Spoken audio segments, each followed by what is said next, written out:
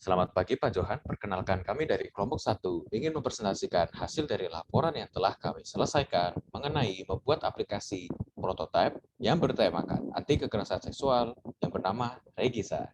Baik, bisa di next nih. Nah, ini adalah anggota dari kelompok 1.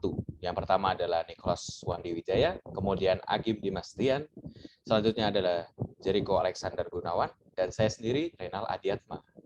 Baik, bisa di next.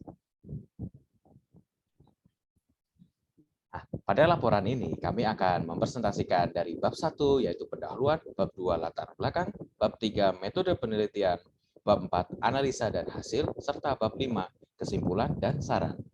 Bisa di next. Baik, sebelum memulai itu kami akan membahas latar belakang. Di zaman ini, apalagi di kota besar, sering terjadi tindakan kriminal yang kerap meresahkan warga yang salah satunya adalah kekerasan seksual. Kekerasan seksual adalah perbuatan atau ucapan yang merendahkan, melecehkan, menyentuh tubuh atau fungsi reproduksi seseorang untuk memanipulasi atau menguasai aktivitas seksual yang tidak dikehendaki. Mereka bisa memulai dengan cara untuk memberikan sebuah bantuan berupa mendampingi dan menyediakan sebuah lingkungan yang aman bagi korban. Maka dari itu, bantuan dari masyarakat dan sekitar akan mempermasalahkan ini merupakan sebuah hal yang wajib untuk diperbantukan. Dan kita diwajibkan untuk tidak diam dan menutup mata akan kejadian yang terjadi di sekitar kita. Baik, bisa di next.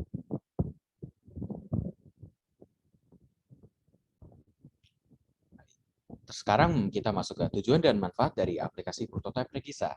Tujuannya yaitu membuat solusi untuk mempermasalahan kekerasan seksual dan membuat aplikasi prototipe yang bernama Regisa. Kemudian, memberikan pedoman bagi siapa saja terkait seputar kekerasan seksual, terutama bagi korban. Kemudian, memberikan informasi kepada para pengguna aplikasi Regisa untuk selalu siaga serta waspada terhadap kejahatan kekerasan seksual. Dan terakhir adalah untuk melaporkan ketika terjadi adanya kekerasan seksual di wilayah para pengguna aplikasi Regisa. Nah, sekarang kita masuk ke manfaat. Apa sih manfaatnya? Yaitu menjadi sarana bagi orang-orang dalam kasus kekerasan seksual kepada masyarakat awam. Lalu, para programmer dapat mengembangkan menjadi aplikasi agar dapat terrealisasi. Selanjutnya, aplikasi prototipe yang mudah dipergunakan bagi para pengguna sehingga dapat dijadikan sebagai alat bantu lapor dan juga bukti dari kejahatan kekerasan seksual. Dan yang terakhir, aplikasi ini diharapkan memiliki manfaat yang baik dalam penyampaian untuk mengurangi kejadian kejahatan kekerasan seksual. Baik, bisa di next.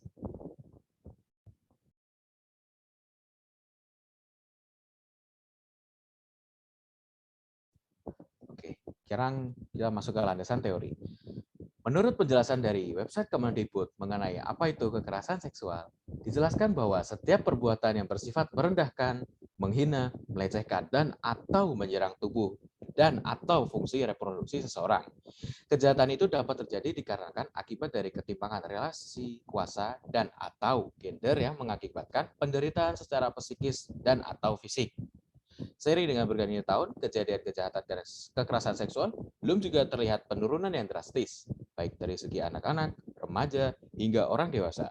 Perilaku tercela ini dapat terjadi dan dapat memberikan dampak buruk bagi kesehatan psikologi, fisik, sosial, hingga ke rohani seorang manusia. Baik, bisa di next. Oke, sekarang kita lanjut ke penggunaan konsep-konsep dalam penelitian kita atau juga laporan kita. Kita menggunakan 6 konsep. Yang pertama itu kita ada konsep 555, di mana kita menggunakan 5 jurnal, 5 aplikasi, dan 5 interview. 5 jurnal bisa dilihat di presentasinya. Kita mendapatkan 5 aplikasi yaitu Women Safety, SIPK, Be Safe, Never Walk Alone, Rain, dan bicara.id. Dan juga kita melakukan 5 interview dengan Jessica Alicia, Jonathan Lius, Muhammad Gataf, Arlanandita Felicia, dan juga Muhammad Rehan. Next. Konsep selanjutnya kita menggunakan desain sprint, di mana merupakan kerangka kerja yang dikerjakan dalam waktu 5 hari untuk membuat sebuah konsep produk dan prototipe. Desain sprint ini dibuat oleh Jack Knapp dari Google Venture pada tahun 2010 dengan tujuan agar mampu mengeluarkan berbagai jenis ide, masalah, sekaligus solusi yang nantinya harus diuji pada calon pengguna. Kita gunakan desain sprint ini pada bab 4, dan ini merupakan way atau day dari design sprint. Ada understand, diverge, decide, prototype, dan juga validate. Boleh next. Selanjutnya kita menggunakan konsep 8 Golden Rules, di mana 8 Golden Rules adalah panduan untuk membuat desain antarmuka untuk aplikasi yang diusulkan oleh Ben Shneiderman. Golden Rule ini masih perlu digunakan untuk membuat aplikasi berbasis web pada mobile device. Hal ini dikarenakan Golden Rule merupakan aturan dasar dalam perancangan UI atau UX sebuah aplikasi yang dapat digunakan dalam desktop dan juga mobile. Dan 8 Golden Rule ini diantaranya strive for consistency, cater to universal usability, offer informative feedback, design dialogues to yield closure, prevents error, permit easy reversal of action, keep users in control, reduce short-term memory load. Boleh next. Konsep selanjutnya kita menggunakan persona, di mana persona adalah representasi konkret dari berbagai jenis orang yang dirancang atau untuk sistem atau layanan yang dibangun. Persona adalah dokumentasi yang berisi penjelasan tentang karakteristik user digabungkan dengan tujuan, kebutuhan, dan ketertarikannya yang menjadi target user yang didapatkan dari hasil penelitian tentang user yang sesuai target.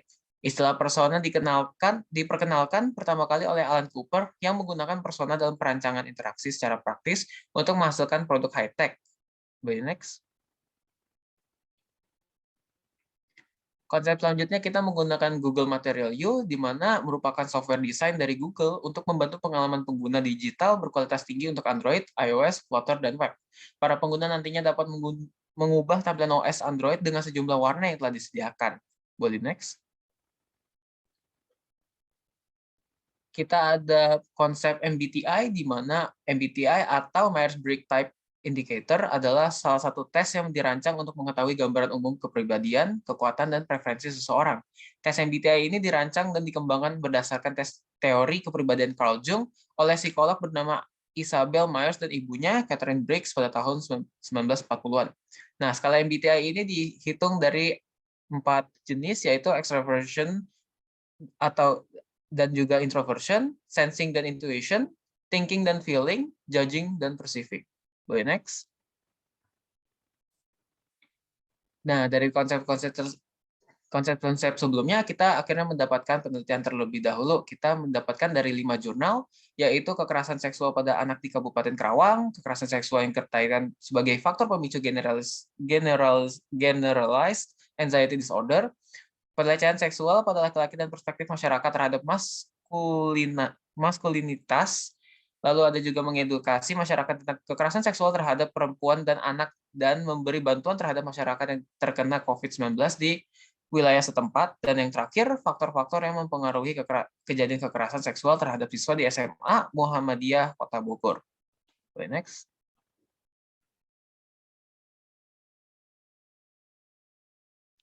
Baik, kita lanjut ke proses bisnis prototipe aplikasi kekerasan seksual. Aplikasi kami dapat menjadi solusi bagi user yang memiliki ketakutan akan dunia luar atau orang-orang yang mengancamnya, terutama untuk wanita dan anak-anak. Jika seandainya terjadi kekerasan seksual, maka user dapat menggunakan fitur emergency button yang nantinya dapat merekam suara yang nantinya akan masuk ke penyimpanan database Regisa dan dapat menjadi bukti yang dapat dilaporkan ke pihak berwajib atau pihak yang berwenang. Selanjutnya, ada fitur chat dengan anonimus yang digunakan sebagai tempat untuk mengungkapkan keluh kesah mereka yang di mana identitas user tidak akan disebar. Boleh di next. Oke, berikut adalah pengumpulan data populasi pada laporan kali ini. Difokuskan kepada remaja, laporan ini memilih populasi remaja dikarenakan kekerasan seksual sering terjadi pada korban remaja. Untuk mewakilkan populasi ini atau sampel yang kita ambil, kami memutuskan untuk mewawancara 5 remaja yang memiliki kesadaran atas lingkungan mereka terhadap kekerasan seksual.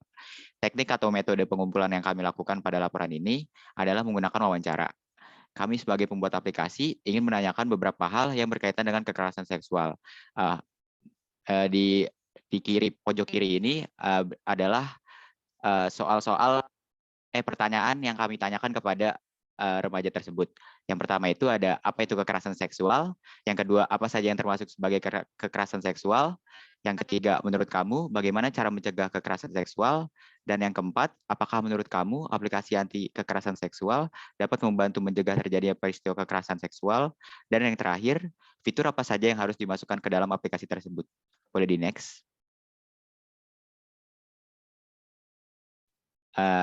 Berikut adalah hasil interview 5 persona kami yang hasilnya ada di laporan kami. Boleh di next. Baik, setelah itu kita masuk ke analisa dan hasil understanding. Nah, pada tahap ini dapat disimpulkan bahwa persona atau user setuju dengan pembuatan aplikasi anti kekerasan seksual. Hal ini dikarenakan para persona menganggap bahwa dengan adanya aplikasi persona akan merasa aman dan juga menyadarkan para pengguna untuk menjaga diri mereka dengan sekitar. Selanjutnya, kita akan masuk ke analisa dan hasil research. Pada tahap ini, kelompok kami mulai berpikir dengan cara mengumpulkan ringkasan yang telah kami sudah pelajari berdasarkan jurnal yang berhubungan dengan proyek. Selanjutnya, kita akan masuk ke analisa dan hasil desain. Pada tahap ini, kelompok kami mengumpulkan semua pilihan ide dari masing-masing anggota dan memutuskan untuk langsung mulai mengerjakan desain aplikasi prototipe yang sudah dirancang dari hasil yang telah kami diskusikan dan pelajari berdasarkan jurnal. Selanjutnya kita ada testimoni dari para pengguna. Menurut Jessica, desainnya sudah bagus. Menurut Dionatalius, untuk bagian secara keseluruhan sudah bagus, tapi bagian profilnya masih kosong, mungkin perlu ditambahkan. Untuk Ernadita Felicia Putri Wibowo, dia merasa nyaman dengan pemilihan warna yang telah diterapkan, itu warna pink. Untuk Muhammad Raihan, ia mengungkapkan bahwa perlu ditambahkan fitur-fitur dan desainnya. Untuk Muhammad Gataf Al-Ghifachri, ia mengungkapkan bahwa untuk halaman home-nya masih terlihat kosong. Semoga halaman-halaman yang itu bisa diperbagus dan ditambahkan lagi. Sebelumnya untuk prototipe untuk bagian prototipe kita sudah masukkan pada laporan dan kita tidak akan membahasnya pada presentasi kali ini. Baik, kita masuk ke kesimpulan. Kesimpulan yang pertama, perancangan aplikasi ini diharapkan dapat membantu korban dalam mengetahui edukasi tentang kekerasan seksual dan dapat membantu korban untuk tidak takut menceritakan pengalamannya mengenai kekerasan seksual. Yang kedua, perancangan aplikasi ini diharapkan dapat membantu dan mengurangi jumlah kejahatan kekerasan seksual yang dapat menambah kesadaran masyarakat dalam mengantisipasi dan melindungi diri dari kejahatan seksual. Dan yang terakhir, perancangan aplikasi ini diharapkan dapat memudahkan masyarakat dalam menangani kasus-kasus pelecehan seksual yang terjadi. Boleh di next. Setelah mengetahui dari kesimpulan, sekarang terdapat saran. Saran dari kelompok 1 mengenai dari mata kuliah Human and Computer Interaction adalah semoga untuk kedepannya dapat lebih diajarkan dalam pembuatan prototipe yang berlangsung, seperti pada tools-toolsnya, penggunaannya, dan lain-lain. Selain itu, kami sebagai kelompok 1 ingin menyarankan kepada seluruh warga Indonesia, dari anak-anak hingga dewasa, untuk tetap waspada di lingkungan sekitarnya. Terutama waspada akan adanya kejadian pelecehan seksual, baik untuk perempuan maupun laki-laki. Kami berharap untuk para warga Indonesia untuk selalu aman di dalam lingkungannya, sehingga warga tidak akan terkena atau menjadi korban pelecehan seksual. Bisa di next. Mungkin itu saja dari presentasi hasil proyek kelompok 1. Cukup sekian dan terima kasih.